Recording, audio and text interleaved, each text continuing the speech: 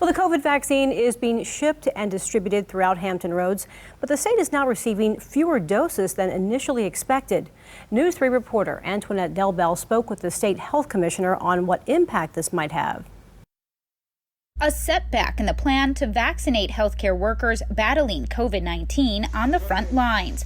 The Virginia Health Department saying it'll receive 100,000 fewer doses of the vaccine than originally expected. Between Pfizer and Moderna, we expect to get about 370,000 doses of the vaccine in December. That's down from the anticipated 480,000 doses. Thank you for joining us. The news coming from the federal government's Operation Warp Speed.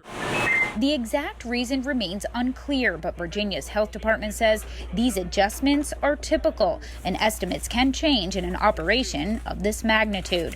Still, Health Commissioner Dr. Norman Oliver says they're forging ahead with the more than 72,000 doses the state now has of the potentially life-saving drug. We'll be getting more in January and be able to cover the entire population of healthcare workers and long-term care facility residents. Oliver says that temporary loss of 100,000 doses essentially means immunization of nursing home residents and frontline workers should be wrapped up by mid-January rather than the end of the month. As the vaccine becomes more available, we'll expand that distribution to other essential workers, people with chronic medical conditions, vulnerable populations. An order of more than 140,000 doses of the Moderna vaccine is set to arrive next week. Oliver says the state is working on a priority list for high-risk essential workers who will be next in line for the shot. It will include teachers, it will include first responders, law enforcement, people who keep the lights on, who drive our buses. Oliver stresses they want to make sure the distribution process is fair and equitable.